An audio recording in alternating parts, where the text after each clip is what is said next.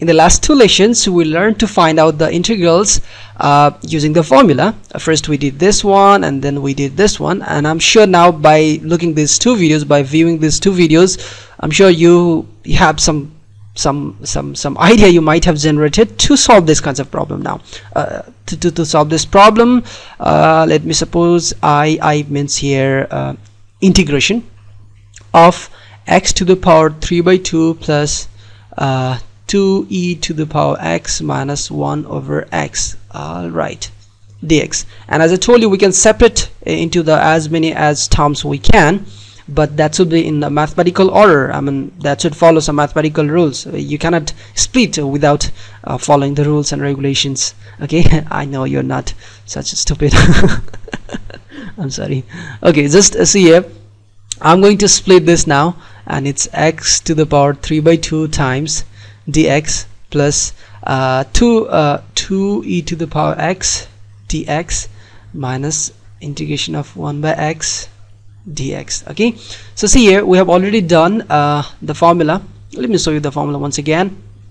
It's a little bit far. Yeah, here it is. So whenever you have to integrate x to the power n is any value, all right, any integer, anything it is, then it will be n plus 1 divided by n plus 1 plus some constant. So the same process if we follow here, then we'll get x to the power 3 by 2 plus 1, and the same thing will be 3 by 2 plus 1 and some constant. And here I have two terms more, so I'm just writing here c1, I mean constant 1, it's arbitrary constant. Okay, see here we have 2e to the power x. So what is the function whose derivative is 2e to the power x? And next thing, you know, you can take this 2 outside as well, 2 and e to the power x dx. You can do this, and again 1 over x, integration of 1 over x we just learned in the previous video, that's log of x. All right, so log of absolute value of x plus some constant, let's say it's constant 3. all right, I'm putting it into the bracket because I'm just dealing with this thing here. And now it's going to be x and 3 by 2 plus 1, it's going to be 3 plus 2 times 1 2 divided by 2. Similarly it's going to be 3 plus 2 divided by 2 plus c1 plus 2, and now e to the power x, integration of e to the power x is e to the power x itself and plus some constant. Let me show you here, we had learned a formula that e to the power x dx, integration of e to the power x is ex itself plus some constant, because derivative of e to the power x is e to the power x itself. All right, we had learned that's simply I'm using the formula, right, and then minus log of absolute value of x, it will be minus c3.